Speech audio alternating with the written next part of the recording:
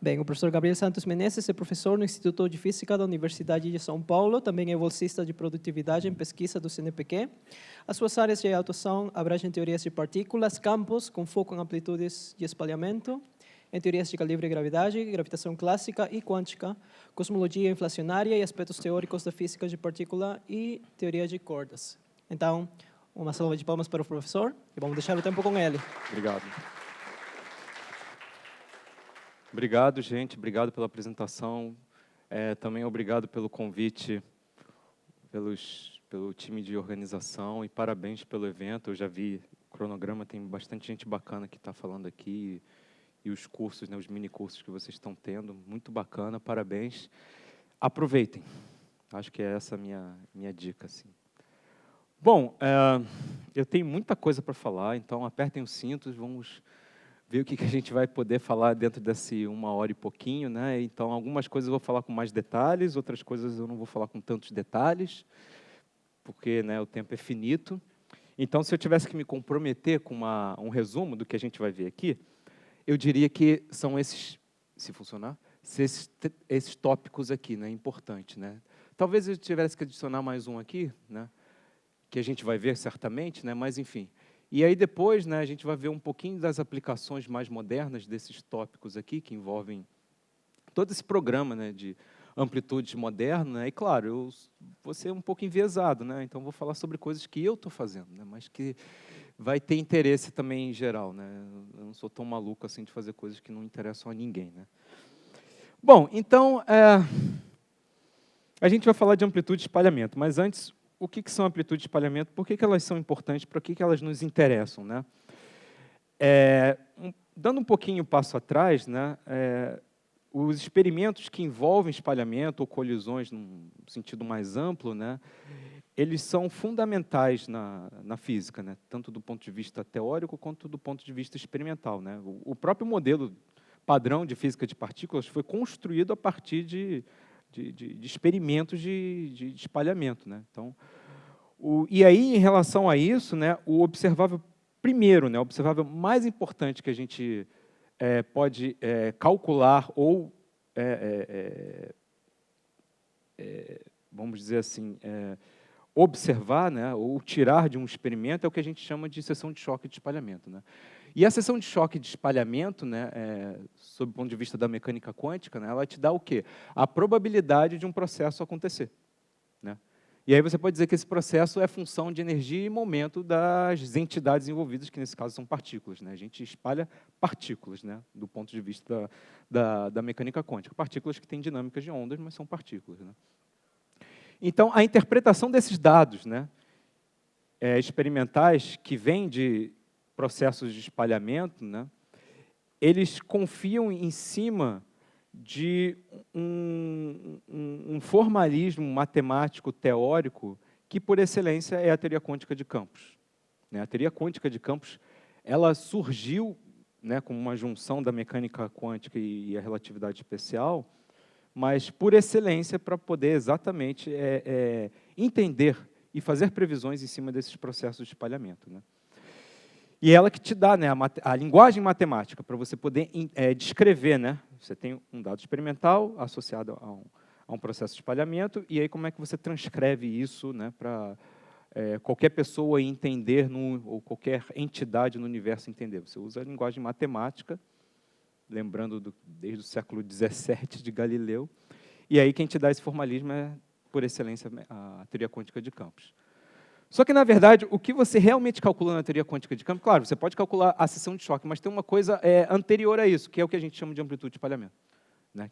A seção de choque a grosso modo, né, a seção de choque diferencial, a grosso modo, é a amplitude de espalhamento, módulo da amplitude de espalhamento ao quadrado. Módulo, porque a amplitude de espalhamento é essencialmente uma coisa complexa, né, como quase tudo na mecânica quântica, né?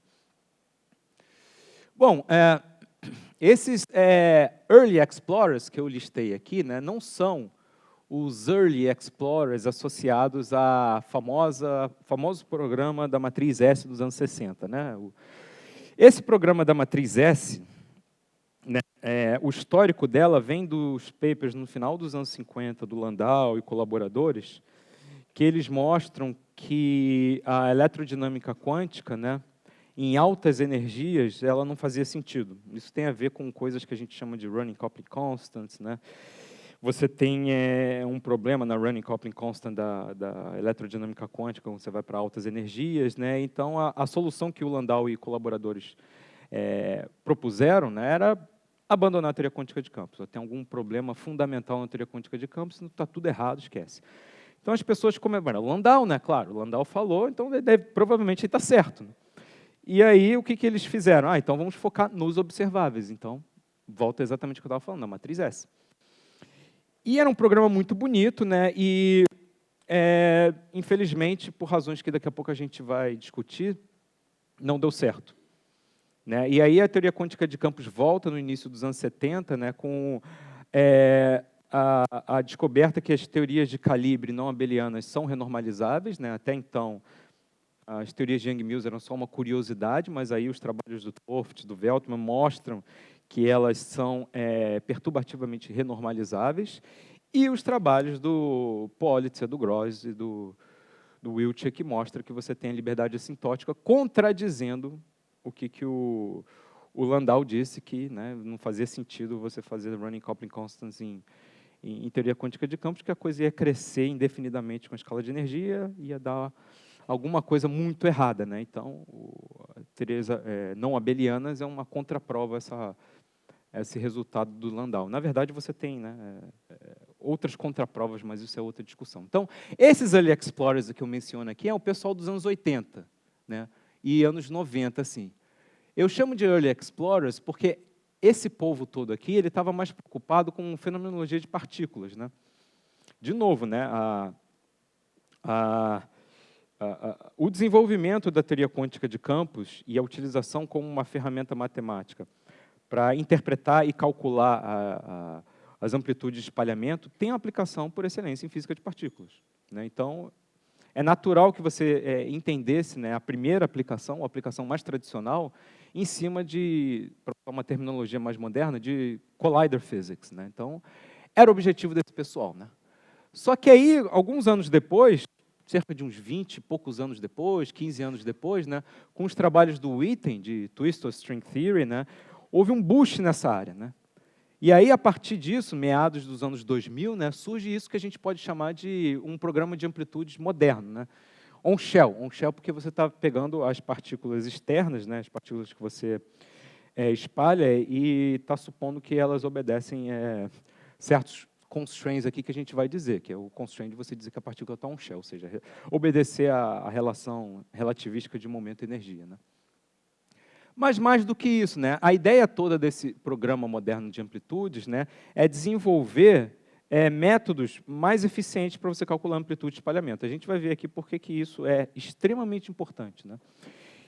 E no decorrer disso, né, a gente acabou descobrindo que você tem toda uma estrutura matemática, se você quiser olhar em si, só a amplitude de espalhamento, e não se importar com a aplicação em física, né, tem toda uma aplicação, né, em matemática que, infelizmente, não vou ter tempo para discorrer mais, né, mas você tem objetos matemáticos muito interessantes associados hoje com certas amplitudes de espalhamento. Né. Então, é aquilo, né, quanto mais você vai descobrindo em termos de desenvolvimento matemático de uma certa linha de pesquisa, né, mais você vai entendendo aquilo. Né. Você, em princípio, você pode olhar a matemática só como uma ferramenta, mas a ferramenta é muito importante para você começar a descobrir coisas mais profundas sobre aquilo que você está vendo e reinterpretar. Né. A teoria quântica de campos dá exemplos disso. Né? Você começa a quantização canônica e depois você vai para integrar de trajetória, e aí você vê como tem coisas mais fundamentais na teoria quântica de campos que não é que seja impossível de você ver utilizando a quantização canônica, mas é muito mais difícil. Né? Então, e aí isso decorre do quê? De você, né, começar a elaborar mais coisas, fazer outras interpretações, estabelecer outras relações matemáticas dentro do seu objeto de estudo. Né? E aí, dentro disso, surgiu uma coisa que a gente pode copiar do pessoal de teoria de campos conforme, né, que a gente chama de amplitude bootstrap. Né? Então, a gente vai falar um pouquinho mais, mas, então, tradicionalmente, o que você faz? Você começa com uma lagrangiana, uma newtoniana, né? E aí vai ter uma parte da energia cinética que vai falar sobre a propagação dos campos associados que descrevem essas partículas, né? O campo vai entrar como um objeto, vamos dizer assim, ele auxiliar, né, para descrever essas partículas, com todos os seus problemas, né? Mas enfim. E aí você vai estabelecer algo que a gente chama de regras de Feynman e usar isso para calcular essas amplitudes, né? Não tem nenhum problema com esse formalismo, com essa forma de pensar, como a gente vai ver aqui. Mas uma outra forma que você pode fazer é você começar diretamente dos observáveis, como o pessoal fazia nos anos 60, né, que nesse caso são as amplitudes de espalhamento. E aí você impõe relações de consistência matemática, tipo, eu quero descrever esse tipo de espectro de partículas com esse tipo de simetria e tem que se comportar dessa maneira e a constante de acoplamento tem que ser adimensional ou dimensional, não importa. Alguma coisa você vai impor. E aí você vai olhar e ver, com essa gama de informações, eu consigo construir minhas amplitudes de espalhamento, sim ou não? E se eu consigo, faz sentido? Eu não violo alguma coisa capital da física, tipo causalidade, assim, mais para frente, sim ou não? Então, isso é uma outra forma também de você abordar a construção desses sujeitos, né? Muito bem, mas então, o que é uma amplitude de espalhamento? Você pensa, por exemplo, num processo assim, 1, 2, etc., indo para 3, 4. Então, isso é uma reação, né? Da mesma forma que a gente pode pensar em química, em reação, a gente também pode pensar em reações quando a gente está falando de física de partículas, né? Então, cada um desses processos é um tipo de processo. Cada um desses processos vão envolver partículas de diferentes tipos, no estado inicial e no estado final. Então, você pode pensar o seguinte, tá, então eu tenho dados que eu posso utilizar como input, que são dados relacionados às partículas que vão entrar no meu processo de espalhamento, os estados iniciais aqui, né? E aí, o que vai caracterizar essas partículas? São elementos cinemáticos, né? Energia, momento, né? O tipo de partícula, que pode ser, por exemplo, se for uma partícula não massiva, a helicidade da partícula, se for uma partícula massiva, o spin, né? Então, tudo isso você utiliza como dados, né? E aí você vai alimentar, né, essa função e olhar a amplitude de espalhamento como se fosse um mapeamento, né, desses dados para um número complexo, né? E aí você pode imaginar o seguinte, tá, calculei esse número complexo, mas não é um número complexo qualquer, né? Não é uma função complexa dessas variáveis qualquer. Eu tenho que impor a física aqui. E aí, aonde que vai entrar a física? Ela vai entrar de diversas formas. Uma delas é impor esses vínculos aqui. Aqui é o vínculo que você está supondo que as partículas que entram aqui, que são as coisas que você tem controle, né? O que você coloca lá para espalhar e o que você vai medir depois do espalhamento, né? Então, você vai supor que essas partículas externas obedecem à condição on-shell, né? Que é obedecer à relação relativística de massa e momento, né? Além disso, você também vai impor que você tem conservação de momento, né? Tudo que entra é igual a tudo que sai. Então, numa convenção em que eu estou colocando todas as partículas entrando, ou todas as partículas saindo, né, a conservação de momento é simplesmente a soma de todos os momentos associados a todas as partículas envolvidas, né? Então, é por isso que a gente acaba usando essa terminologia, né, on-shell amplitude. On-shell significa que eu estou usando as partículas externas, né, o que eu controlo, com essa relação aqui. Não necessariamente eu poderia fazer isso, eu poderia supor uma situação que elas não estão on-shell, mas a vida e as contas mostram que isso facilita enormemente você considerar uma coisa desse tipo, né? Muito bem. Então, o mapa, beleza, eu tenho essa função complexa desses dados, mas como eu calculo, né? Então, tradicionalmente, o que você faz? Você, lá na sua Lagrangiana, você vai identificar parâmetros que são, em um certo sentido, pequenos. Seja lá o que for que eu quero dizer com pequeno, mas, né, você tem que, se for um número adimensional, tudo bem. Você compara com uma unidade, é um número pequeno. Se for um número adimensional, se não for um número adimensional, você tem que comparar com alguma escala de comprimento para fazer sentido, né? Mas, enfim, é um número pequeno. Se é um número pequeno, você pode pensar como se fosse uma expansão em potências desse número. Então, você pode calcular a sua amplitude de espalhamento como se fosse uma série de Taylor. Na verdade, é uma série assintótica do ponto de vista mais formal, né? Mas, enfim. É uma série de potências desse parâmetro muito pequeno, né?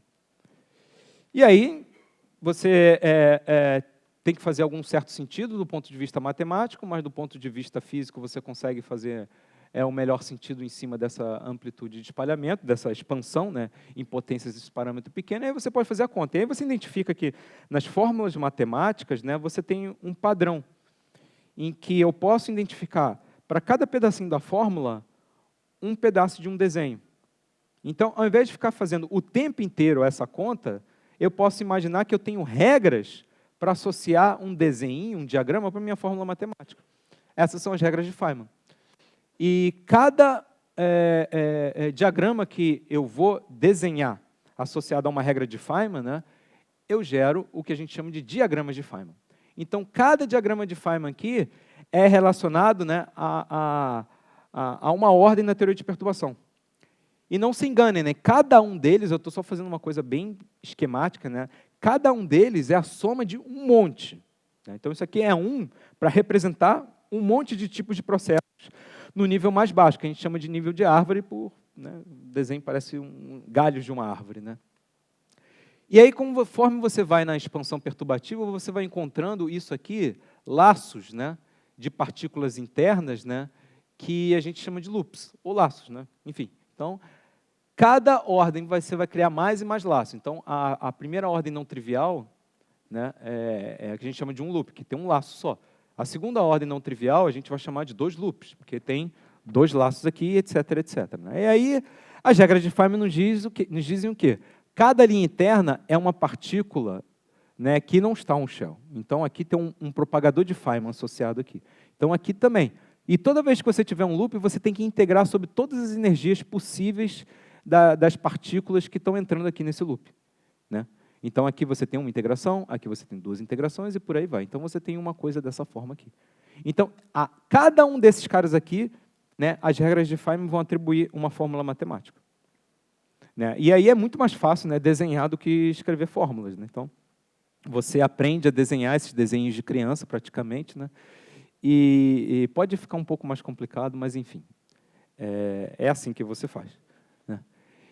Então, o que você está fazendo? Né? Você está considerando que o processo de espalhamento, né, é você sair de um estado inicial para um estado final. Né? Então, você pode olhar a matriz S como um mapa, né, que te leva de um estado, dado o estado inicial, né, que te dá, né, a probabilidade de você ter um certo configuração final. Né? Então, isso aqui ainda não é a amplitude de espalhamento que a gente calcula nas regras de Feynman. Né? Então, tipicamente, a gente escreve... isso aqui é um elemento da matriz S, né? Tem regras para você calcular isso aqui, mas, tipicamente, o que você faz? Você separa, né, na parte assim, trivial, mais uma parte não trivial. Né? Esse I aqui é só uma questão convencional de você colocar, né? Mas tem razões aqui que tem a ver com o teorema óptico para você conservar esse I aqui, para ficar mais fácil a identificação da parte imaginária. Né? Então, a amplitude que você calcula anteriormente, que eu dei, é justamente o elemento de matriz associado a essa matriz aqui, que você chama, esse operador que se chama de transfer matrix. Né? Então, é o A aqui. Então, é esse cara aqui que as regras de Feynman, via a soma lá do diagrama de Feynman, que vai te dar. Muito bem, então, em linhas gerais, acabou, é isso que você faz. Né? E os diagramas de Feynman, né, eles são muito bons para você ter uma imagem do que está acontecendo. Né? Para você ver, assim, entender, essas partículas estão espalhando via uma troca dessa partícula tal, você pode ter várias trocas de tipo de partículas, dependendo do seu espectro, e aí você tem isso, Então, a imagem que ele te dá é uma imagem muito boa, muito intuitiva. Né? E aí você olha e acha que você está entendendo tudo, é uma maravilha. Né? Então, você se sente mais confortável. Né? Então, como acho que foi o Schwinger, se não me engano, né? Que o Schwinger não deixava os alunos fazerem os diagramas de Feynman, né? Então, ele falava, os alunos têm que fazer a conta, os alunos dele. Né? Então, se não foi o Schwinger, foi alguém por lá. Ele falou que o Feynman trouxe a teoria quântica de campo para o povo. Né? Porque depois que você sai daquelas contas que são muito difíceis mesmo de fazer, conforme você vai sofisticando na teoria que você quer descrever, né? Que você quer usar para descrever um certo processo, né? E você vê que você pode simplesmente fazer desenhos, e em cima desses desenhos você pode trabalhar as diversas topologias, e se você fizer certo, você vai encontrar o resultado certo, é muito mais fácil de entender, muito mais intuitivo. A física é muito mais intuitiva. Porém, né, a gente faz conta.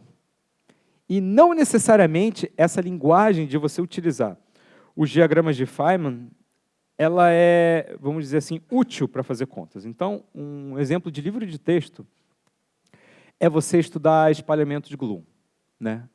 Numa teoria de Young-Mills, SUN, simples, nada demais. E aí você não é tão ambicioso assim no início. Aí você começa com espalhamento de 4 gluons, né? 4 gluons porque você tem 4 gluons total, né? 2 no estado inicial e 2 no estado no final. E aí você pode ver lá, fazendo diagramas de Feynman, você tem 4 diagramas associados aos canais físicos e um termo de contato que você tem. 4 diagramas, ok, a gente consegue fazer. Aí você começa a ficar um pouco mais ambicioso, que você acha que você já sabe fazer todas as contas. Aí, beleza, eu quero adicionar mais um gluon no estado final. Beleza, tenho 5 gluons. Aí eu quero fazer a conta com diagramas de Feynman. Aí vai te dar 25 diagramas. Já não é assim, né, uma maravilha de calcular, mas dá para fazer. Se você for esperto o suficiente, uma semana você faz. Não tão esperto assim, talvez 2, né? Dependendo do curso de teoria quântica de campos que você tem, né, e de quanto você gosta do seu professor quando ele pedir para você fazer isso aqui, né? Aí, tá, vamos supor que você tenha conseguido fazer isso em 5 dias, e aí você fica à mão. Claro, você pode, hoje a gente tem matemática, né, etc., mas ainda dá para fazer à mão. E aí você fica empolgado, né? Você também aprendeu matemática, fine calc, ou o que seja, aprendeu a programar lá, maravilha. Aí eu quero fazer 6 gluons, né? Mais um gluonzinho no estado final. Aí você já vê que já vai ser 220 diagramas. Opa! 220 diagramas já não é uma coisa, né, tão trivial assim. Aí você, obviamente, vai usar uma matemática da vida, né? Mas já dá para ver, né, que vai escalando, né? Por exemplo, se eu quiser considerar um espalhamento de 10 gluons, você vai ter que fazer a conta utilizando mais de 1 milhão de diagramas. Então, é fácil ver que se eu for subindo cada vez mais, nem o computador quântico mais surreal que você possa imaginar vai ser capaz de fazer essa conta. E aí, não, qual é o problema? Só para dar um exemplo para vocês, isso aqui é via... esse slide já ficou famoso dos vídeos. É uma amplitude de espalhamento de gluons, 5 gluons, e esse é um nível mais baixo, eu não estou considerando loops, é o mais simples possível, utilizando diagramas de Feynman. Então, isso é um pedaço da conta. Um pedaço da conta, né? E aí, se você fizer um zoom aqui em um desses vários elementos, esses zooms aqui são sempre essas coisas aqui, né? Então, o que é isso aqui? Por que você tem que ter, no fim das contas, por que você tem que ter um número muito grande de produtos escalares aqui, envolvendo, né, os vetores de polarização de gluons, né, os momentos externos das partículas, etc., etc. Simplesmente por conta de variância de calibre. Então, a invariância de calibre te dá esse número gigante de termos que vão te gerar um número gigante de diagramas de Feynman. Inclusive, né, se você quiser impressionar alguém, né, o número de diagramas de Feynman ele cresce, né, diagramas pensando só em vértices trivalentes, né? Ele cresce de acordo com o número de Catalan. Então, você pode falar isso num bar, se você quiser impressionar, né, alguma pessoa, né? Falar número de Catalan, olha como sou um gênio, né? Então, enfim. Então, isso aqui é resultado de você escrever tudo utilizando o formalismo de campos, né? Porque qual é a ideia toda, né? Qual é o problema? Qual é a raiz do problema, né? Campos, eles se transformam de acordo com uma certa representação do grupo de Poincaré. Mas o que você espalha são partículas. E partículas, elas se transformam de acordo com o que a gente chama de little group, que é um subgrupo do grupo de Poincaré, que são as transformações de Lorentz em que você fixa um momento. Você tem que fixar porque você está usando um momento para indexar a partícula, né? Então, aquela partícula é indexada, por exemplo, pelo momento, né, quadrimomento e pelo spin dela, né? Então, você tem que usar o little group. Então, daí você já tem uma dissemelhança aí.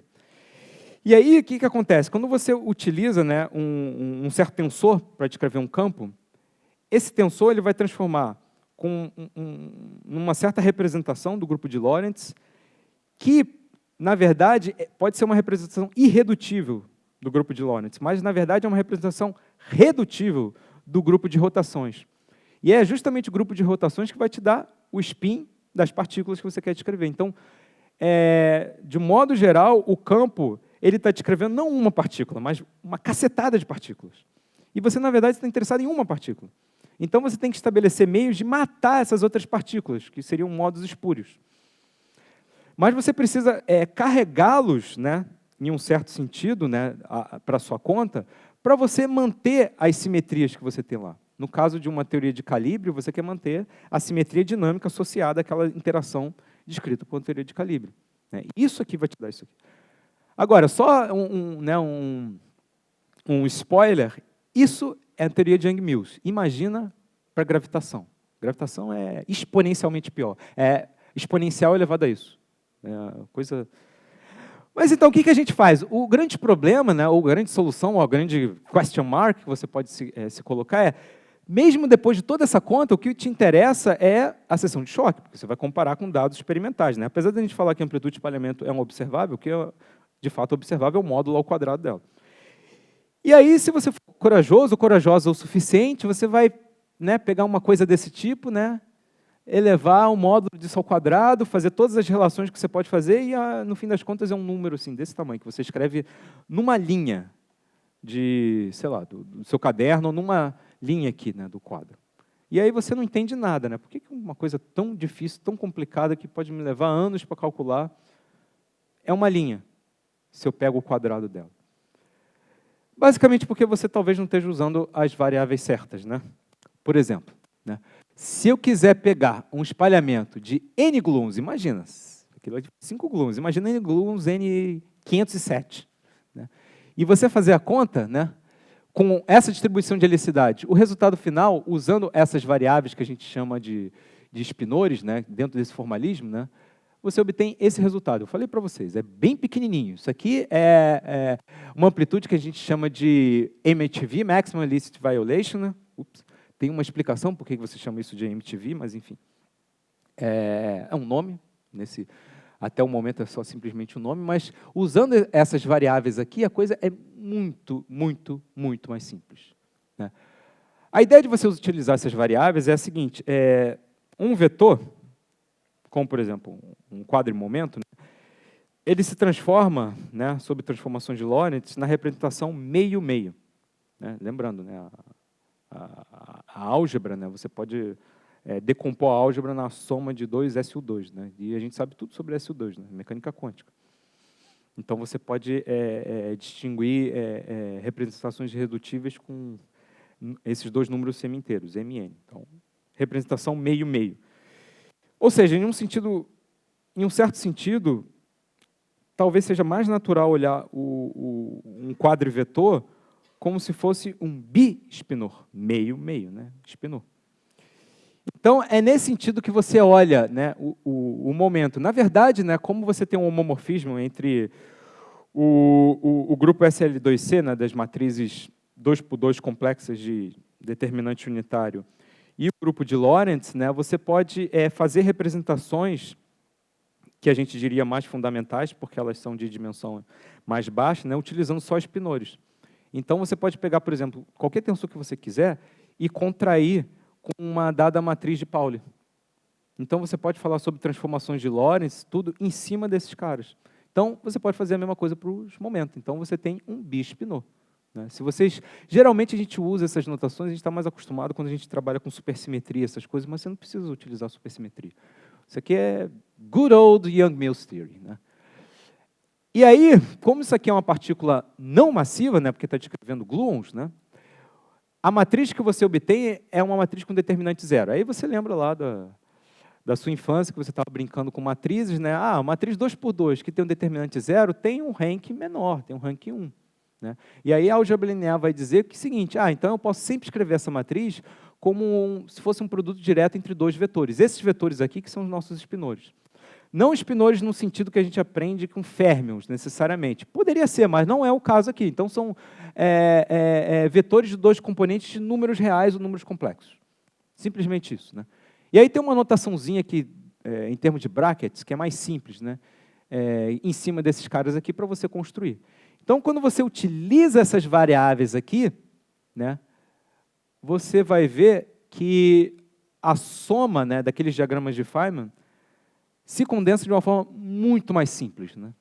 Numa coisa muito mais simples aqui. Nesse caso aqui é o que a gente chama de fórmula de Park-Taylor, né? É mais ou menos como se você tivesse, você tem uma esfera, pensa assim, um problema típico de eletromagnetismo. Eu tenho uma esfera uniforme, uma esfera, né, então, simetria esférica, uniformemente carregada, com uma carga uniforme dentro dela. E aí não tem nada de dinâmica, ela está paradinha, né, etc. E aí aí te perguntam o seguinte, tá, qual é o campo elétrico em pontos fora da esfera, mas não pode usar a lei de Gauss. Bom, você pode usar coordenadas cartesianas, claro, né, se você for corajoso. Se você fizer a conta certa, vai dar certo. Mas, se você quiser usar coordenadas esféricas, a conta vai ser um pouco mais, né, vamos dizer assim, claro, a lei de Gauss vai ser em 1 segundo, mas sem a lei de Gauss. Se você usar coordenadas esféricas, a conta vai ser muito mais rápida. E por que é mais rápida? Porque você está usando um sistema de coordenadas que é adaptado à simetria do problema em questão. Fica muito mais fácil de fazer a conta. Então, aqui é mais ou menos isso, né? Esses sujeitos aqui, né, esses espinores, eles têm transformações muito simples com relação ao Little Group. E lembrem, partículas se transformam de acordo com o Little Group. Então, você usar toda a maquinaria de campos, você pode usar, mas você vai colocar um monte de coisas redundantes que é como se você estivesse calculando, né, o campo elétrico de uma esfera uniformemente carregada utilizando coordenadas cartesianas. Você pode fazer? Pode fazer. Mas, né, boa sorte.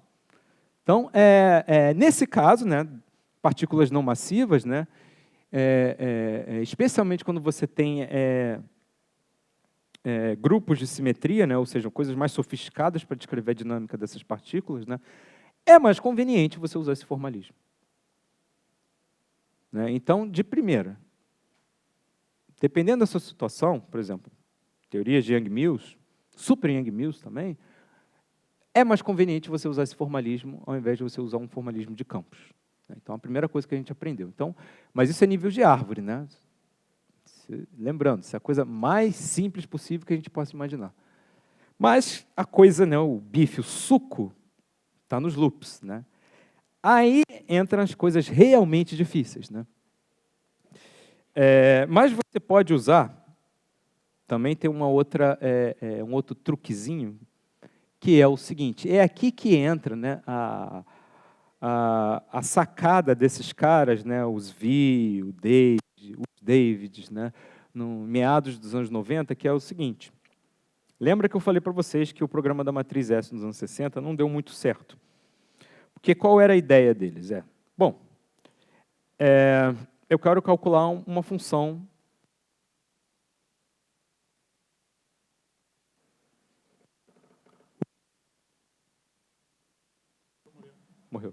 Morreu. Voltou.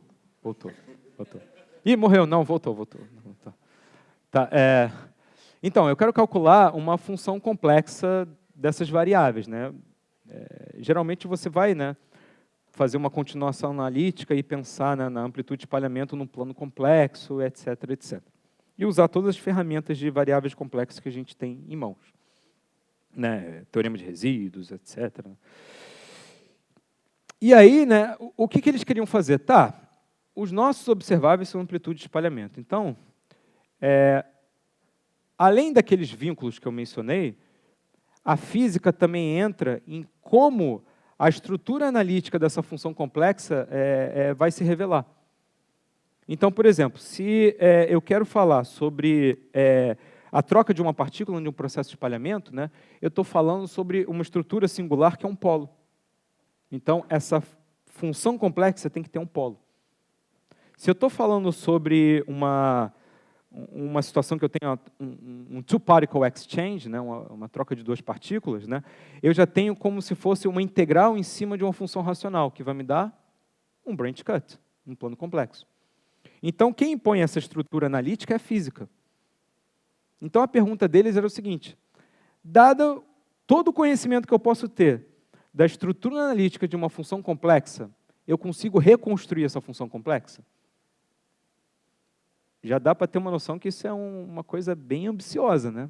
porque eu não falei que tipo de função complexa que eu tenho.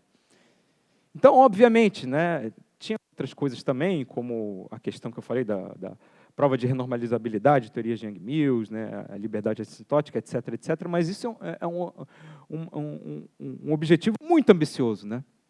E aí, o que o pessoal viu, lá no meados dos anos 90, a gente não precisa fazer esse tipo de pergunta para qualquer função complexa, porque não nos interessa uma função complexa arbitrária, nos interessa uma função muito específica, uma classe de funções muito específica desse conjuntão de todas as funções complexas possíveis, que são as integrais de Feynman.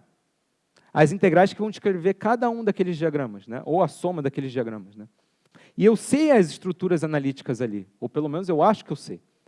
Então, você pode usar esse método, que a gente chama de método da unitariedade generalizada, né? Tem esse nome porque ele vem baseado em cima do que a gente chama de teorema óptico, né? Que a parte imaginária da amplitude é dada por essa conta aqui, né? E, basicamente, né, o que você está fazendo é somar sobre todos os estados aqui do seu espectro. Né?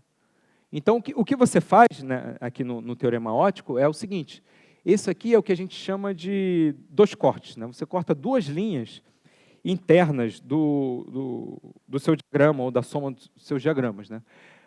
Como são propagadores, né, o que significa cortar linhas internas ali?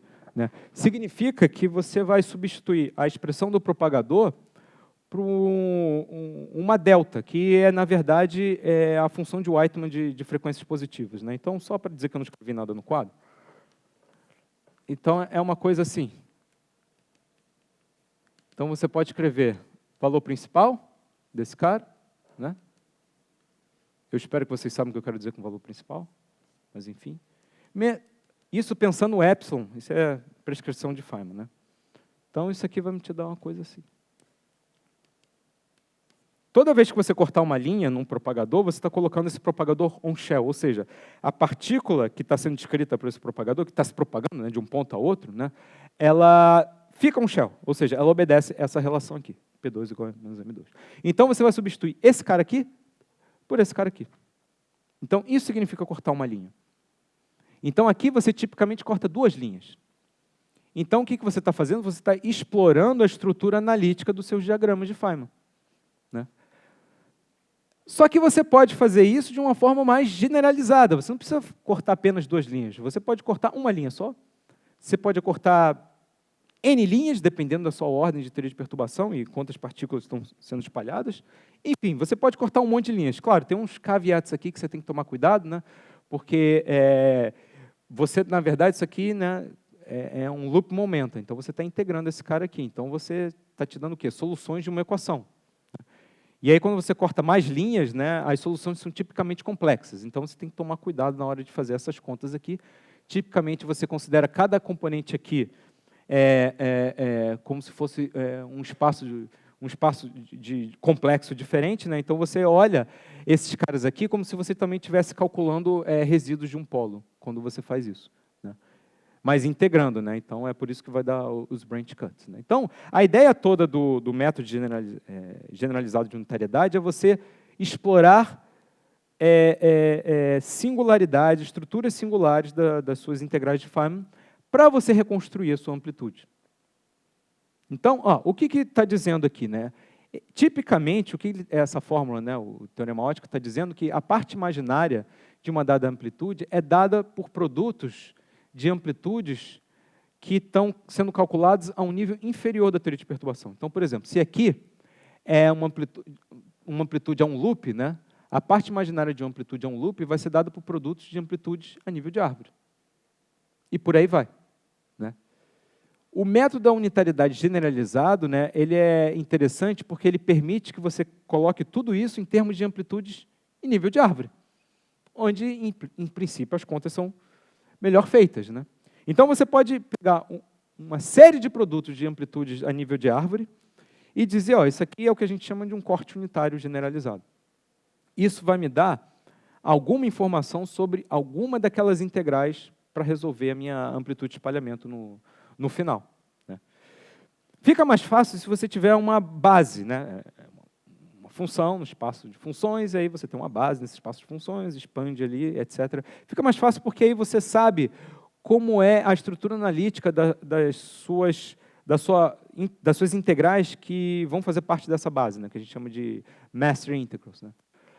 Há um loop, você sabe, né? Há um loop, por exemplo, se você considerar um espalhamento em 4 dimensões, né, toda amplitude de n partículas a um loop pode ser expandida em termos desses caras aqui. Esses caras aqui, né, são integrais de Feynman escalares. Então, mesmo que você considere uma teoria espinorial, né, um Yang-Mills ou coisas com um spin qualquer, tudo isso aqui é escalar. Então, aqui você tem 4 propagadores internos, aqui você tem 3 propagadores internos, aqui você tem 2 propagadores internos, etc, etc. Né? E aí você expande coeficiente de expansão, e aí você se pergunta, como eu calculo esses coeficientes de expansão? Usando o método de unitariedade. Por exemplo, em 4 dimensões, né, você corta no máximo, aqui eu botei n, mas imagina que você tem outros n's aqui também, né, outras coisas aqui. Ou que você só tem 4 partículas sendo espalhadas. Então, você só pode cortar, nesse caso aqui, 4 propagadores. O máximo que você consegue cortar em 4 dimensões é um loop. Então, se você considera um corte de 4 propagadores internos, no fim das contas, você está calculando, né, um produto de 4 amplitudes de 3 pontos a nível de árvore. Seja lá o que for que significa amplitude de 3 pontos, partículas não massivas, né, mas isso é outra história. Mas vamos supor que você consegue calcular isso. Né. E aí, né, esse cara aqui tem 2 propagadores internos. Então, se eu corto 4 vezes, isso aqui vai dar 0. Né. Intuitivamente é o que a gente espera, mas é de fato o que você obtém. Aqui você tem 3 propagadores. Cortei 4 vezes, vai dar 0. Aqui tem 4. Então, quando eu corto 4 vezes, né, eu posso calcular esse cara aqui. Né? Então, eu sei fazer isso porque eu conheço a cara dessas integrais. E aí, fazendo isso, eu consigo calcular quem é esse cara aqui, porque não é exatamente isso, mas a grosso modo é simplesmente a soma dessas 4 amplitudes de 3 pontos a nível de árvore. E aí, se eu quero calcular esses caras aqui, né, o que eu posso fazer também? Aí eu posso prosseguir para outros cortes. Aí eu corto 3 vezes. Esse cara vai dar 0, esse cara aqui eu isolo esse coeficiente, mas ainda tem uma contribuição desse cara aqui, que eu tenho que descontar para não contar 2 vezes a mesma coisa. E por aí vai, Né? Então, o que eu estou fazendo é impondo um ansatz e vendo como esse ansatz se comporta com os cortes. Né? Então, os cortes têm que ser reproduzidos nesse ansatz, e aí eu faço o cálculo dos coeficientes aqui. Eu posso, esse tipo de reasoning, de argumento, eu posso generalizar para qualquer número de loops. Né? E aí, né, outra ferramenta, né, que a gente pode usar nessas contas também, né, é uma ferramenta que a gente chama de dualidade cor-cinemática. Né? E é justamente com essa ferramenta que a gente vai conseguir calcular as amplitudes de gravitação. Né? Porque tudo que eu falei aqui vale para qualquer tipo de teoria. Né?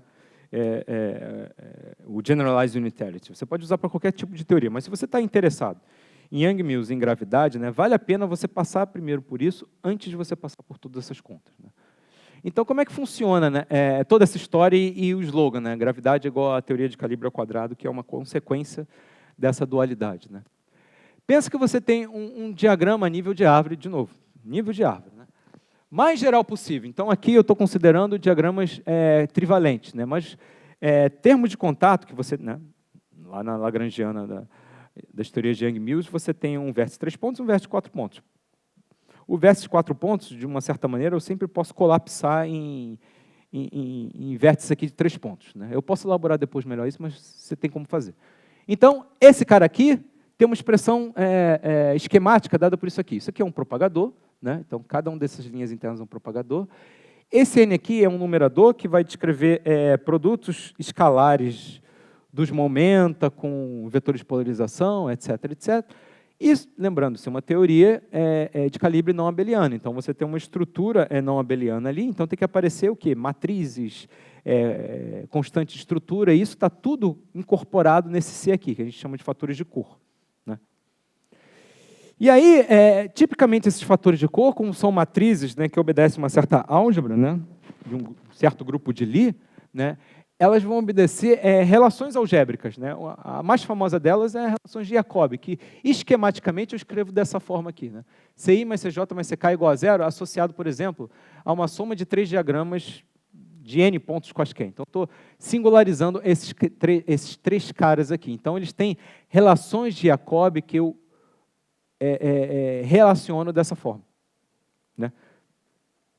Claro, aí é um desafio você encontrar que diagramas na sua soma vai ter essas relações, mas você consegue encontrar, né? E aí, como você tem relações de Jacobi, eu sempre posso deformar os meus numeradores dessa forma, de maneira que a amplitude é invariante. Então, é uma espécie de transformação de calibre generalizado, né? Então, a brincadeira toda é o seguinte: eu sempre posso encontrar uma representação para aqueles meus numeradores, né, utilizando justamente essa ideia que eu posso deformá-los e a relação de Jacobi vai me dar a mesma amplitude, né, de forma que eles obedeçam às mesmas relações algébricas, né, dos meus fatores de Coe. É isso que a gente chama de dualidade cinemática, né? E aí, com isso, né, você pode derivar relações entre amplitudes. Isso aqui é uma espécie de amplitude que a gente chama de amplitude ordenada por cor, né, porque você pode, nessas teorias, né, você pode usar uma base em cima do traço de matrizes na representação fundamental, né? E aí, essa base vai te dar essas amplitudes ordenadas por cor, ou seja, a ordem desses carinhas aqui, né, importa, né? Cada uma, por exemplo, isso é um exemplo de uma amplitude de espalhamento envolvendo 4 partículas, né? Então, isso aqui é cada um dos momentos. Então, a ordem dele importa. Então, usando as relações aqui, a dualidade cor-cinemática, eu estabeleço outras relações lineares, que na literatura ficou conhecida por esses caras aqui, Bern, Carrasco e Johansson, né? BCJ, relações. Muito bem, mas e gravitação, né? Cadê a gravitação, né? Estou falando de um monte de coisas, mencionei rapidinho a gravitação, né? Então a brincadeira toda é o seguinte, né? Eu pego lá as minhas amplitudes de Young-Mills. Vamos supor que eu estou trabalhando com uma representação que esses n's aqui obedecem às mesmas relações algébricas que o C. Eu pego esse C, substituo por n, simplesmente isso. Bum! Tenho uma teoria de gravitação. Não é qualquer uma teoria de gravitação. Eu tenho, em um certo sentido, você tem que tomar cuidado, mas eu já vou dizer, você tem relatividade geral. E melhor ainda, eu não preciso que os dois n's aqui obedeçam essa representação. Eu posso ter um dos n só. Por exemplo, esse n aqui obedece e o n2 não obedece à relação, à dualidade cinemática, né? E aí você consegue fazer uma conta e aí você mostra que esse cara aqui, né, essa forma de você representar a amplitude de gravitação, né, é equivalente a essa forma de representação que descende de relações que a gente tem em teoria de cordas, né? Só um quick word sobre isso, né? Essas relações que a gente conhece desde os anos 80, né, Kawai e Lilienthal, né, eles derivaram o quê? Basicamente, eles estão dizendo, também no nível mais baixo da teoria de perturbação, que amplitudes de cordas fechadas podem ser escritas como a soma de produtos de amplitude de cordas abertas. Então, para entendedores, é só uma forma eficiente de você calcular integrais de esferas, né, em termos de integrais de disco, que são muito mais fáceis, né? Então, se você pegar o limite de teoria de campos, ou seja, em princípio isso aqui vale para todo o espectro, né, mas se você pegar o espectro não massivo, né, que é o que vai sobreviver a baixas energias, né, isso aqui, né, essa conta gigante, te recupera isto aqui. Por quê? Tradicionalmente, amplitudes envolvendo corda fechada, né, a corda fechada, né, o grau de liberdade mais baixo, né, vamos dizer assim, no nível 0, né, é graviton, ou seja, relatividade geral, ou seja, gravitação. E cordas abertas, né, tem umas coisas que você tem que fazer também nas extremidades de cordas abertas, adicionar fatores de Champatton, etc., mas enfim. Baixas energias vai te escrever o quê? Young-Mills. Então, corda fechada igual a produto de cordas abertas, limite de teoria de campo. Gravitação é igual o produto de amplitudes de Young-Mills. Então, é daí que vem o slogan, gravidade é igual a Young-Mills, ou teoria de calibre ao quadrado, né? Então, isso aqui, por exemplo, é um exemplo, né, é um exemplo de que você pode calcular essa amplitude de 3 pontos em gravitação, né, que você levaria um inferno de anos para calcular, não tão anos, mas algumas semanas. Mas só fazendo esse produto aqui, você já... Young-Mills pode ser mais difícil, mas é muito mais fácil, né? você consegue calcular isso aqui, né? Só para você ter uma ideia, se você quer calcular, né, por exemplo, um processo que você tenha 4 gravitons, então você vai ter que calcular usando as regras de Feynman, você vai ter que calcular um vértice de 3 pontos de gravitons, né, que tem centenas e centenas de termos. Se você quiser fazer a conta via Bryce DeWitt, no artigo dele lá dos anos 60. Né? Ou seja, você vai levar um tempinho para fazer essa conta, não é brincadeira de criança. Aqui você ganha a conta de graça, rapidinho. E olha o tamanho disso aqui. Isso aqui condensa muita informação. Né? Para 4 partículas, é também uma fórmula muito parecida com isso. Né? Ou seja, tem muita informação aí. Claro, tem um caveat aqui, que eu não estou dizendo para vocês, né, que é o seguinte. Né? Em 4 dimensões, os gluons têm 2 graus de liberdade. Né? Uma partícula massiva em d dimensões, d-2. Né?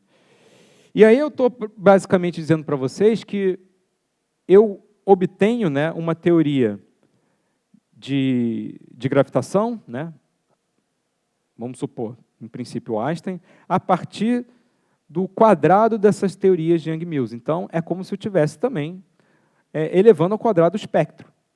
Né?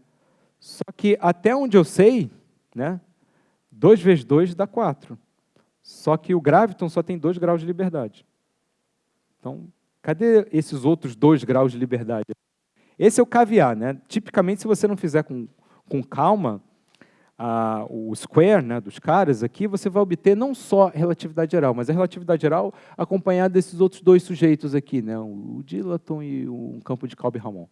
Do ponto de vista da teoria de cordas, faz todo sentido, porque o limite de baixas energias, na né, teoria efetiva que você vai tirar de teoria de cordas, né, a coisa mais simples possível, a corda bosônica, assim, não tem supersimetria. É uma coisa desse tipo. Né? Não é só Einstein. Né? É Einstein mais essas coisas aqui. E essas coisas aqui são os outros graus de liberdade. Né? Você tem uma receita para você tirar isso, com certeza. E você consegue tirar. Então, você consegue tirar, de fato, as amplitudes de Einstein daquela forma de pensar. Né? Mas, se você quiser pensar de uma forma mais geral, é isso aqui. Né? Ou, se você quiser, você gosta de supersimetria, você também pode usar esse mapa, né, o double copy, para obter as amplitudes em 4 dimensões, na teoria que tem máxima supersimetria e gravitação, que é N = 8.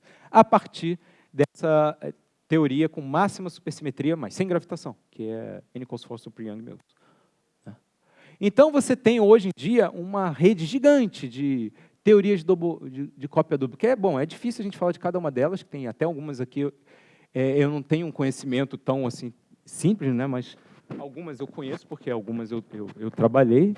Mas, enfim, tem muita coisa hoje em dia. Então, é toda uma indústria de você tentar encontrar teorias de gravitação que possam ser descritas, em um certo sentido, né, como um double copy de teorias de calibre. Né? E até também teorias de calibre que podem ser, em um certo sentido, pensadas como um double copy de teorias de escalares adjuntos ou bi-adjoint, etc. etc. Né? Então, é só para vocês terem uma ideia como hoje a gente tem muita coisa, né, em relação a isso. Mas isso é a nível de árvore, né? Então, de novo, o suco é você entender a nível de loop. Então, mas o grande desafio, isso aqui, por exemplo, é uma esquema de uma amplitude de Yang-Mills a nível de loop, né? Uma coisa bem esquematizada, né?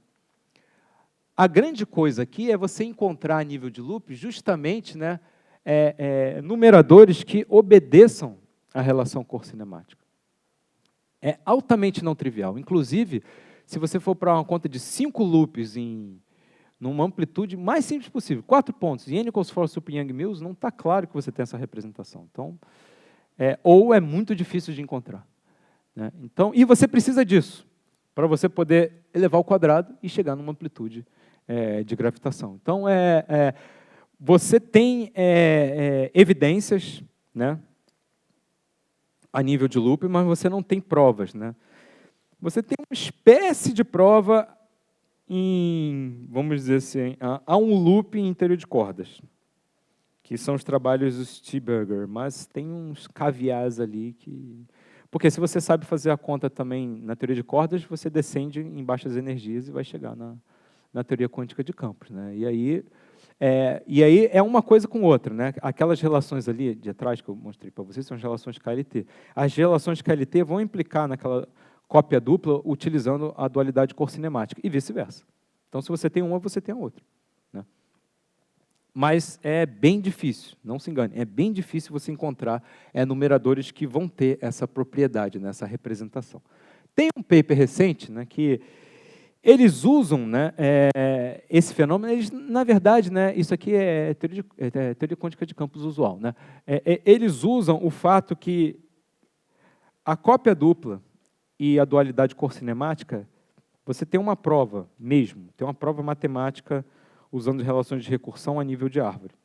Então, ali você está num safe ground, ali está certo. Então, você usando esse método de unitariedade generalizado, você pode utilizar, né, não só a dualidade, como também o mapa, o double copy, para construir amplitudes a todos os níveis, todas as ordens de teoria de perturbação, utilizando o que eles chamam de uma base de integrando global.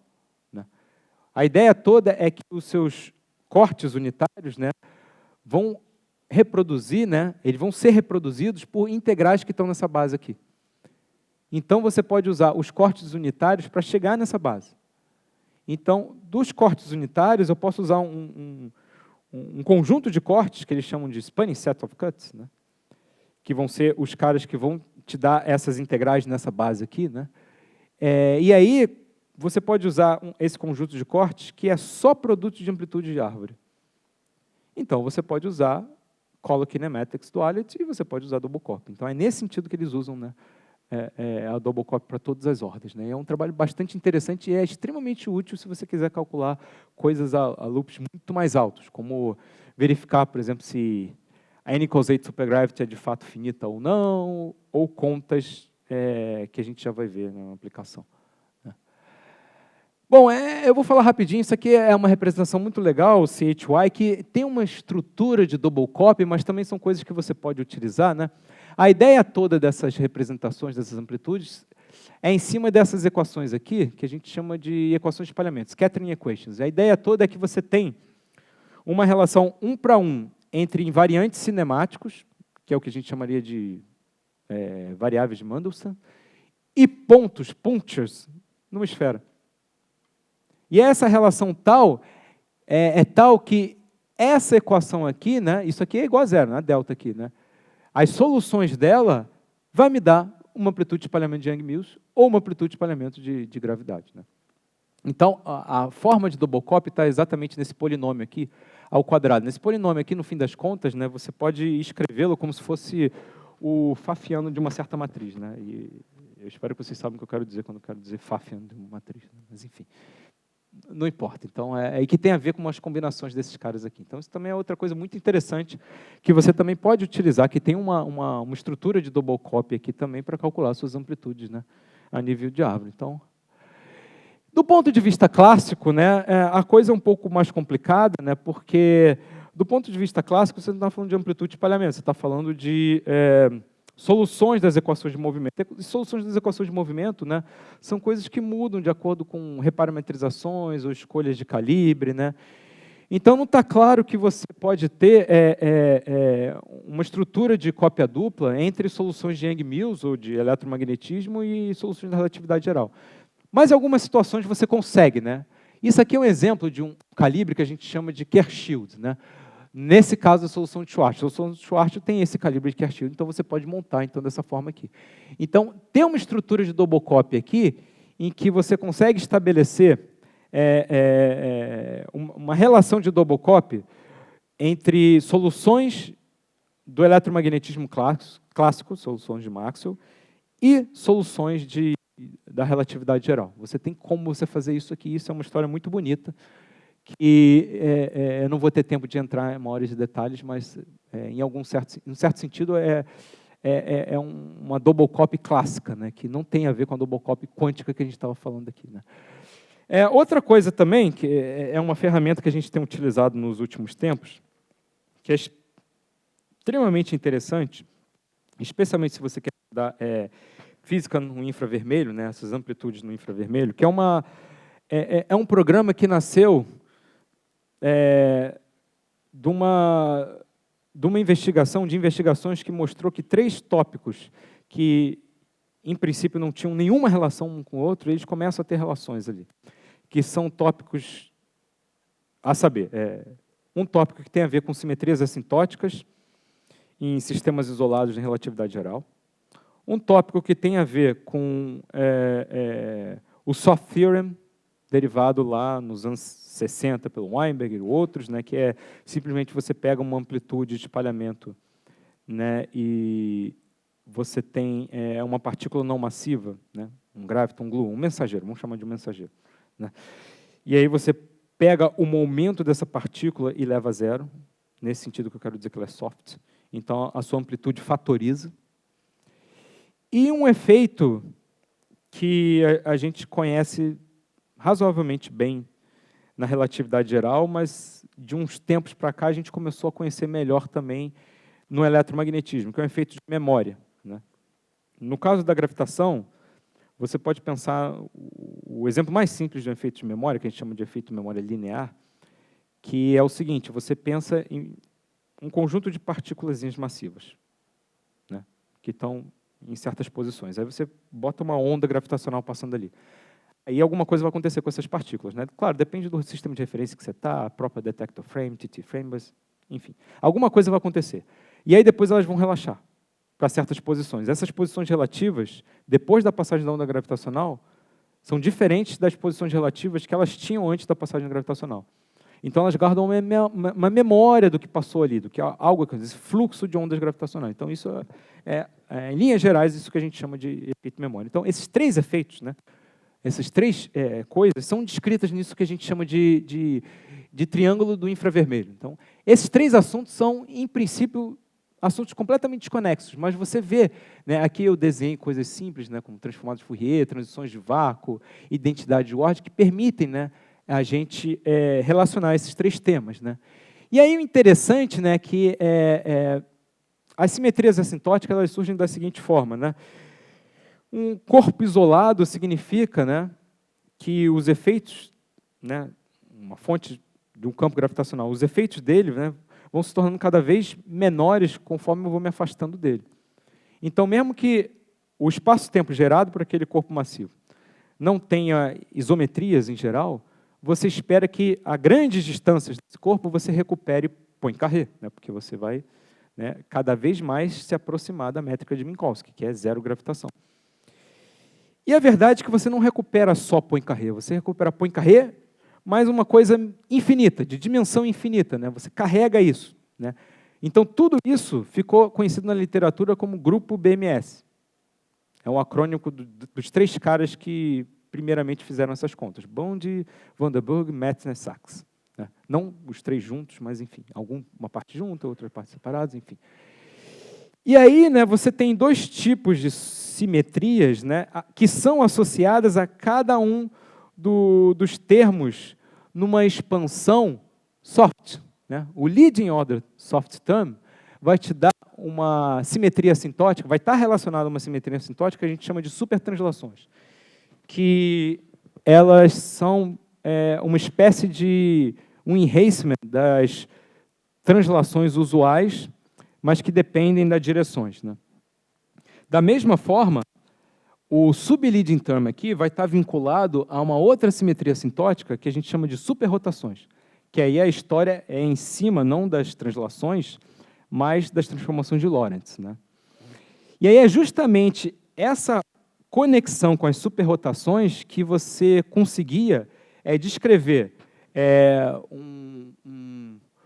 uma afirmação de simetrias associadas ao campo gravitacional no bulk com simetrias de correladores numa teoria de campos conforme em 2 dimensões. Tem como você fazer essa conta. E aí esse foi o boost para você dar, né, em cima desse programa, que hoje a gente chama de programa de Celestial Holography. Né? É Celestial porque tem a ver com você ir para o infinito nulo. E lá você tem como, né, fixar a topologia do infinito nulo e, né, as seções transversais são esferas. Né? E essas esferas são exatamente o que você pode chamar de esfera celeste. Ou, se você olhar no infinito nulo passado, olha para o céu. Ali é a esfera celeste também, né? E, bom, tem uma forma de identificação das coisas, eu não vou ter tempo de falar, mas depois eu posso elaborar.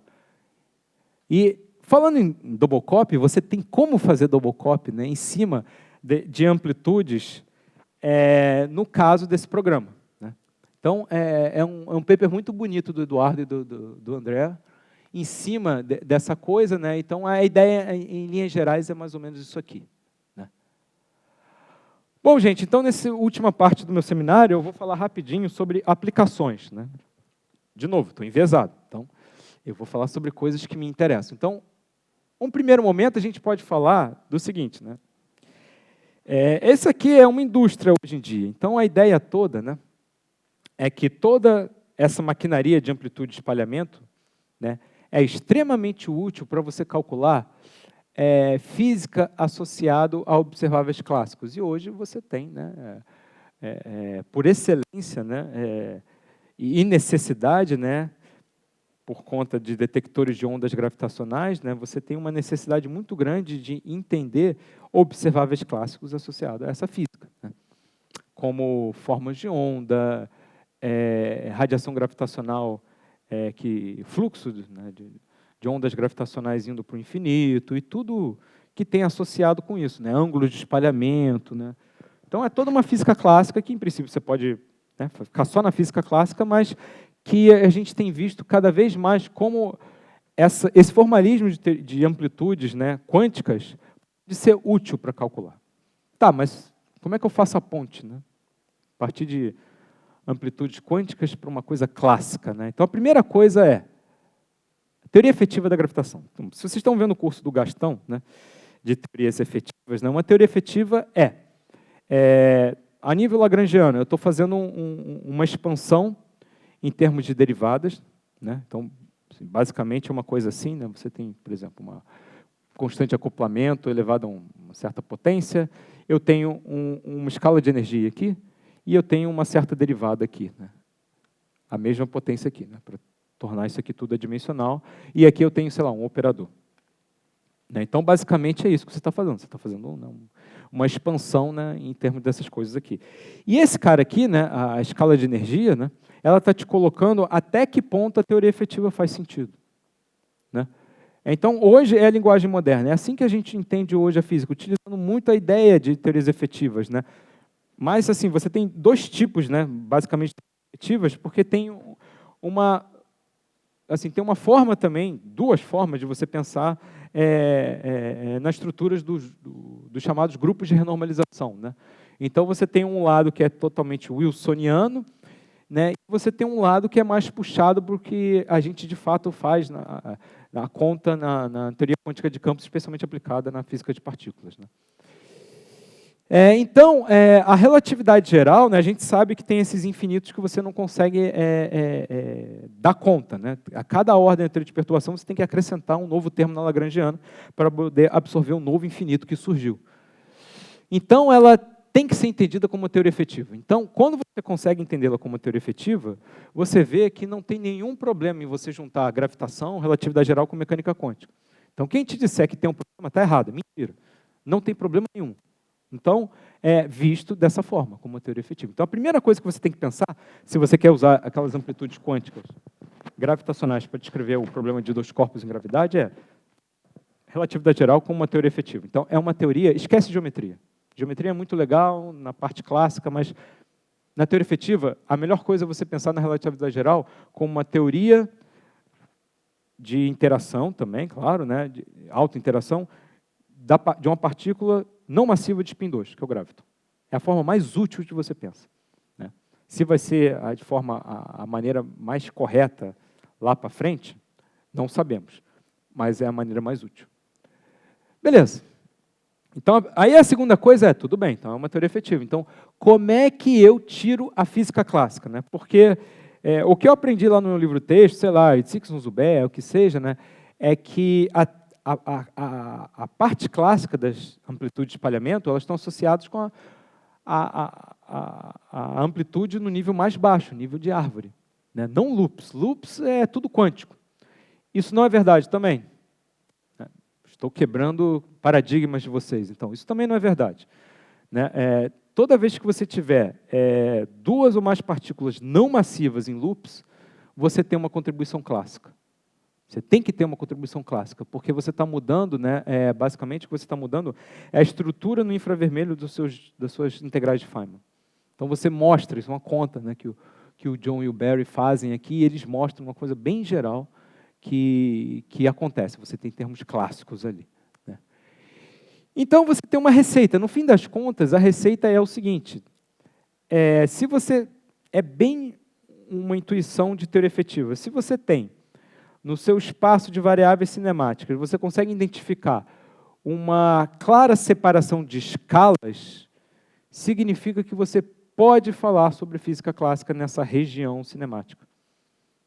Então, você tem... bom, isso aqui é só para lembrar, deixar claro, né? Isso aqui é uma teoria efetiva para fazer isso, mas não é uma teoria efetiva quântica, é uma teoria efetiva clássica. Né? Então, eles fazem essa separação do início, eles não calculam nada quântico, então do início já é clássico. Né?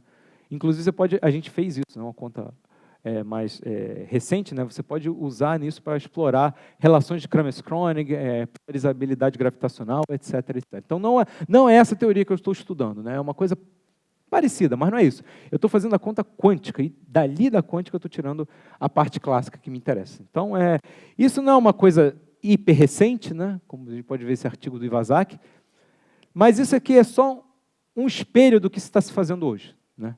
É uma indústria, como eu falei. Então, basicamente, você tem dois caminhos que você pode seguir. Né? Você pode seguir o caminho desse pessoal aqui, e esse pessoal aqui, eles estão calculando, na verdade, né, o potencial gravitacional, numa expansão que a gente chama de pós-minkowskiana, que é uma expansão em potências do gesão. Ou você pode ir direto para os observáveis. Né? Em um certo sentido, algumas coisas que eles fazem aqui nesse artigo já caducou. E olha que esse artigo é de 2018. A história toda desses caras aqui foi que um cara que trabalha com isso, que é o Tibal Damour, né? O Tibal Damour é de relatividade geral. Né? E aí ele tem, né, as contas do jeito que ele faz clássico. Né? E aí, no artigo, ele convoca o pessoal de amplitude. Ele fala, não, seria muito legal se Amplitude Folks pudesse atacar esse problema. Então, ele convoca o pessoal. Então, tipo, alguns meses depois que ele falou, já surgiram esses artigos. Né? Então, na verdade, o que a gente mais está interessado, né, nessa descrição são buracos negros. Né? E, nesse sentido, os buracos negros são as coisas mais simples que você pode se imaginar. Por quê? Por conta do No-Hair Theorem. Porque, em um certo sentido, buracos negros podem ser vistos como partículas pontiformes. Né? Poucos graus de liberdade, né? Massa, carga, momento angular, é como se você realmente estivesse falando de uma partícula. Claro, essa picture, né, ela sofre correções, né, de acordo com a teoria de perturbação, né, com a ordem de teoria de perturbação. Mas a nível mais baixo, ou em um certo sentido, você pode abandonar aquilo que a gente chama de efeitos de tamanho infinito e pensar num buraco negro como se fosse partículas mesmo. Né? Então, por exemplo, no evento que, por exemplo, o LIGO mediria, né, então esse aqui seria o waveform, né, da onda gravitacional, né, tipicamente esses métodos vão ser úteis para cá, onde o campo gravitacional ainda é fraco. Né? Eu posso fazer relatividade numérica para tudo? Claro, você pode fazer o que você quiser, só que relatividade numérica é extremamente pesada. Muito difícil de fazer. Então, em princípio, você pode fazer. Então, seria a conta exata. Né? Mas é muito mais simples você combinar essa parte aqui, que, de fato, a parte do merge, você precisa da relatividade numérica, porque aqui os campos são muito fortes, com a parte analítica / semi-analítica, que é o que a gente está interessado aqui. E essa parte aqui do ring down é o que você usa utilizando técnicas de Black Hole Perturbation Theory, já conhecidas. Né? Então, vou passar rapidinho isso aqui. Então, a ideia toda é você fazer esse caminho aqui. Né? Então, esse cara aqui é o que a amplitude de espalhamento via o método SVI e companhia limitada vai dar. Né? Então, tem coisas que você pode utilizar, né? Por exemplo, do ponto de vista da teoria quântica de campos, né, das amplitudes, você vai usar esses caras aqui para definir buracos negros. No caso, buracos negros de Kerr, você vai considerar duas partículas com spin S qualquer, são partículas de 3 pontos. E um graviton. Né? Então, você usa isso aqui e você prova que essas amplitudes de 3 pontos, no nível mais baixo da teoria de perturbação, vai te dar coisas que reproduzem as contas clássicas que você já tem. Né? Então, só para dar um exemplo, né, é uma conta gigante, mas é só para vocês verem que você pode usar esses formalismos para calcular o impulso, né? O impulso é a variação do momento linear, né? Então, no eletromagnetismo e na gravitação. Então, isso aqui é uma conta que você parte de amplitudes quânticas e extrai, né? Na receita de bolo, você tem como extrair, né? Os efeitos clássicos, né? Então, e aí, com o impulso, você pode calcular o ângulo de espalhamento, né? Então, em um certo sentido, o ângulo de espalhamento, né, te dá toda a informação que você quer. Não é sempre, mas em um dado cenário, em um contexto, o ângulo de espalhamento te dá toda a informação clássica, da dinâmica clássica desses caras. E aí você pode fazer a mesma coisa para a gravitação, né? É difícil de ver, porque eu vou passar rápido, mas se você olhar com calma, tem uma estrutura de double copy nessas fórmulas aqui, né? Eu só vou chamar a atenção para esses dois termos aqui. Esse A aqui é o rescale spin, né? Ou ring radius dos caras, ou seja, o spin sobre a massa do buraco negro, nesse caso o buraco negro de Kerr.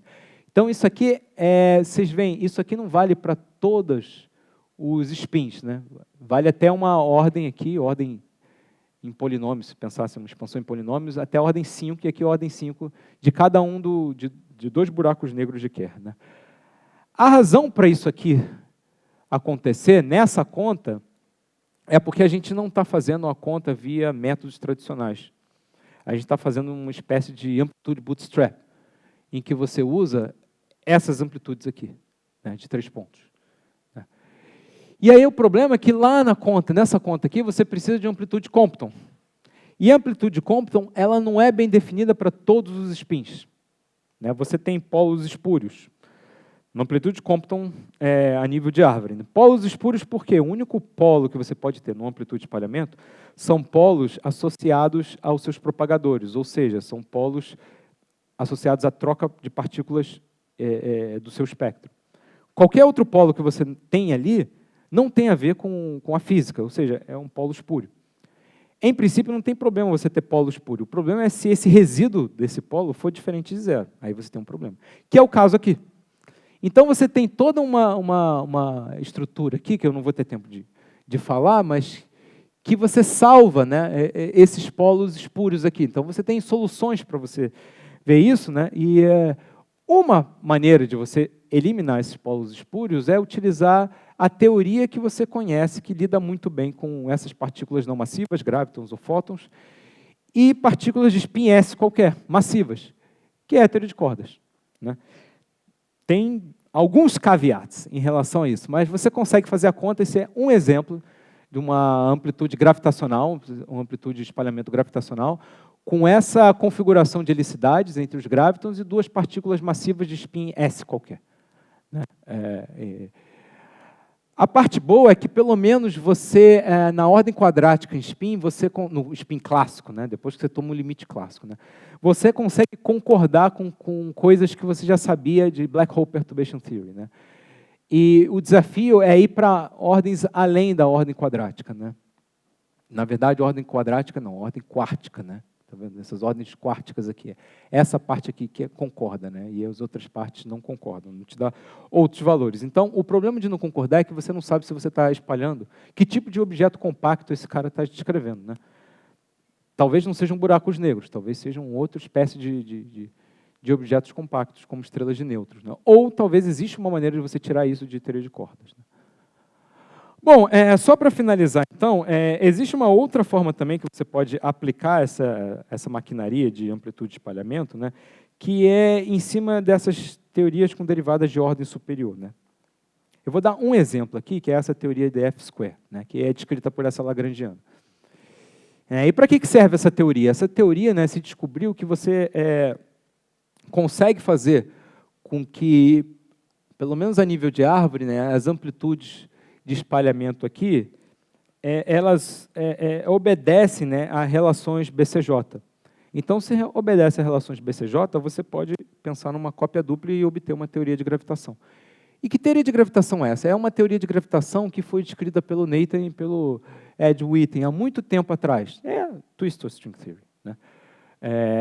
A história toda da Twistor String Theory era você tentar obter da teoria de cordas algo que tivesse gravitação. Então, o Witten identificou isso, né, usando ferramentas de twistors. Então, ele identifica aqui no que a gente chama de single trace sector, né, as amplitudes são amplitudes de espalhamento de teoria de Young-Mills. Supersimétrico, mas é a teoria de Young-Mills. Só que você tem, no multi-trace sector, né, uma contaminação de gravitação. Então, você não leva embora a gravitação. Então, é uma espécie de uma teoria de gravitação conforme, né? E aí, esses caras descrevem não só a lagrangiana dessa teoria de gravitação conforme, mas eles também mostram que com o double copy daquela teoria, você também descreve, né, as amplitudes de espalhamento que eles derivaram lá, utilizando ferramentas de string theory, né? Mas aqui tudo é bosônico, né? Então, o que a gente está trabalhando agora é tentar descrever isso do ponto de vista mais geral possível, ou seja, adicionar férmions, né? Falar mais, por exemplo, do multipleto associado ao gravitino, onde o gravitino está. Então, isso aí é um trabalho que a gente está fazendo aí, que eu espero que termine em breve, né? Então, isso é só um suquinho, né, de algumas amplitudes que você pode calcular utilizando... tem uma lagrangiana também, mas eu não escrevi, mas uma lagrangiana imensa, né? Enfim. Então, qual é a questão toda aqui? Se você tem uma teoria de derivadas com ordem superior, você tem um setor que é massivo, que é um setor que a gente chama de fantasma, né? E ali, eles só estavam calculando o setor não massivo, né? Na verdade, ali eles não estão colocando, né, termos que vai gerar esse setor massivo, né? A grosso modo, não é exatamente assim, mas a grosso modo, é como se você tivesse, né, na sua lagrangiana, o tensor de Weyl square, né? Mas, para você fazer a coisa que tenha mais sentido, você tem que adicionar um cara que vai te dar realmente a massa, que é o Einstein-Hilbert, né? Então, aqui, né, você tem um setor massivo, ghost, né? Isso, claro, é esquemático, não é só isso, né? Em que você pode escrever, né, com essas amplitudes. Então, é isso que a gente está fazendo. Mas, claro, você pode também trabalhar isso usando, né, gravidade quadrática, simplesmente isso, né? Enfim, então tem toda uma história legal, né, que eu não vou ter tempo de falar, mas a gente pode conversar depois, né? De qualquer forma, então, essa é uma lista de coisas que a gente está fazendo no nosso grupo, né? Tem bastante coisa, vocês podem ver, que tem a ver com as coisas que eu acabei de falar, né? Enfim, então, só uma pequena propaganda, lembrando, aconteceu alguma coisa. Não aconteceu alguma coisa. A gente vai ter o Kiss de Meets Gravity, né? Esse sujeito aqui, né, já acabou a inscrição, mas esses ainda estão correndo. Então, não esqueçam de fazer a inscrição, né? Eu acho que eu tenho que agradecer, né? Então, obrigado, gente.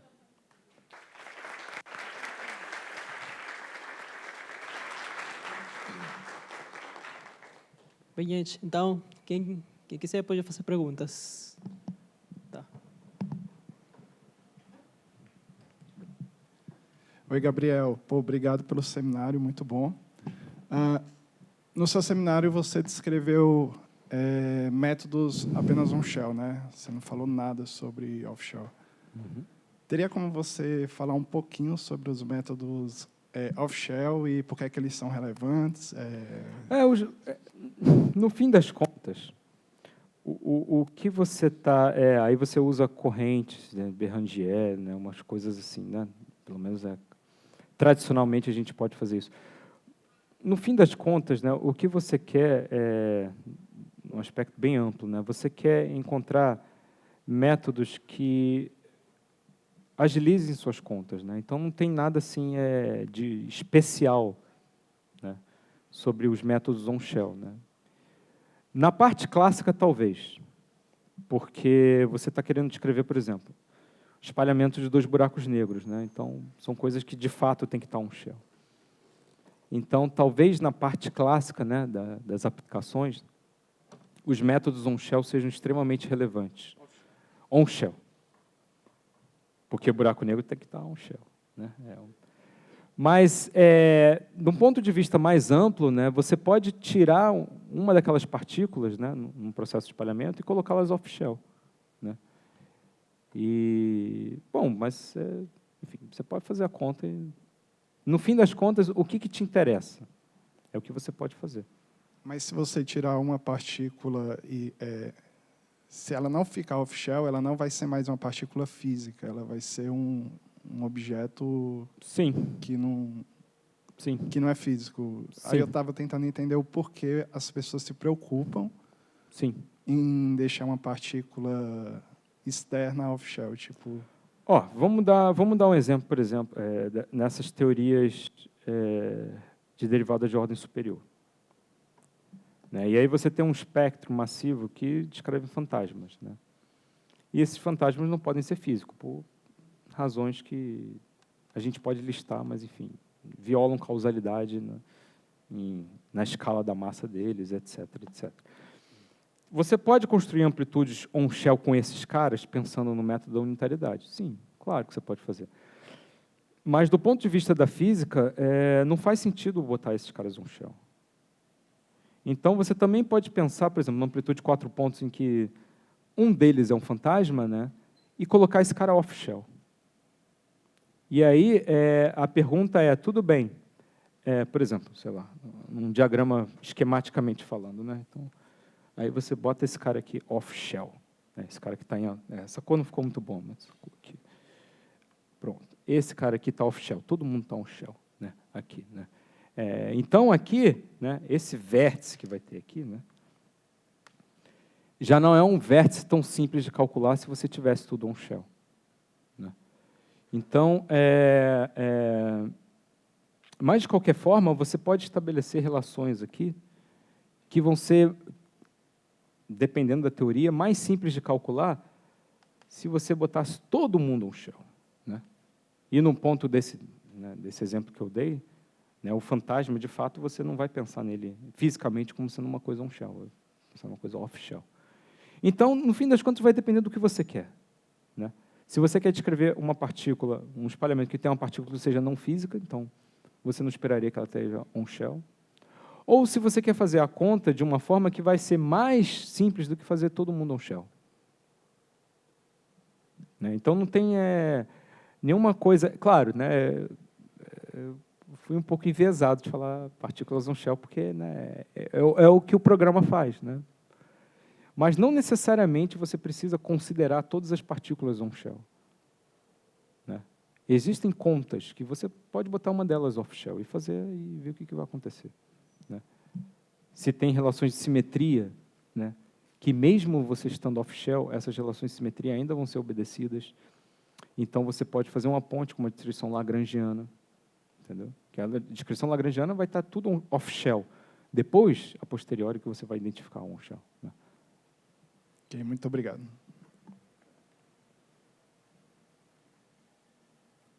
Então, mais alguém? Bom, Mais eu tenho um monte de perguntas? perguntas. Se não tiver... Ah, tá. Acima. Obrigado pela palestra. Você poderia falar um pouco sobre se a gente consegue ver essa relação de double copy explicitamente de cálculo só usando holografia, por exemplo? Porque, em princípio, você poderia construir alguma configuração geométrica de cordas no book, isso te dá uma amplitude no boundary, dá para ver a double copy emergindo daí?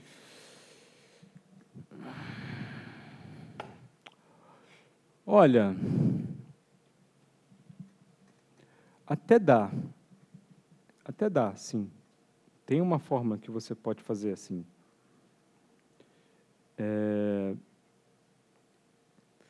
Porque, de certa forma, isso, né, vamos dizer assim, a tradicional holografia, né, anti-de Sitter e conformal field theory. Você pode fazer isso, né, e você faz isso de forma tradicional a nível da ação, né, ou seja, off-shell. Então, uma pergunta anterior a essa seria, eu consigo estabelecer essas relações de double copy off-shell, que conecta exatamente o que ele estava falando. Tem uns caras aqui, né, que eles conseguiram, né, a princípio conseguiram. Né. Tem uma outra teoria, que a gente chama de double field theory, que é uma teoria quântica de campos, mas você usa ela, né, você impõe nela simetrias que você vê só em teoria de cordas, tipo T-duality. Né. Então, você constrói a double field theory. A nível de ação, você consegue mostrar que você, da Yang-Mills, você obtém com double copy uma double field theory. Né. Então, isso é um exemplo, né, de coisas que você pode trabalhar a nível de ação. Não é tão bem entendido quanto o formalismo on-shell, né? Isso seria suficiente para falar sobre esse mecanismo de double copy a nível de loops? Porque, em princípio, se você fez, por exemplo, a conta no lado gravitacional, você está obtendo um resultado... Sim, esse é o claim, né, de uns caras aqui, que eu até mencionei eles aí em alguns slides. O claim é, se você tem essa estrutura no nível de ação, então, todas as ordens de teoria de perturbação, você vai ter isso, né, mas... Não é tão simples, porque, primeiro, as relações são em cima do integrando, não da amplitude em si, porque são relações, na verdade, em cima de funções racionais. O integrando é uma função racional, mas a amplitude mesmo, que é o resultado da integração, não necessariamente é uma função racional, né? Tem branch cuts, né? Então, e você tem renormalização, né? Você tem introduzir contratermos, então não está claro, né, que você tem termos não locais quando você faz tipo uma conta via ação efetiva, né? Então não está claro que você vai simplesmente herdar essa estrutura de double copy, né, a nível da ação, quando você vai fazendo a conta em loops, entendeu? Então, eu não estou dizendo que os caras não estão certos, mas não é claro para mim, sabe? Obrigado. Então, mais perguntas? Então, acho que terminamos. Mais uma salva de palmas para o professor. Obrigado. E a gente se vê aqui 1h30, tá?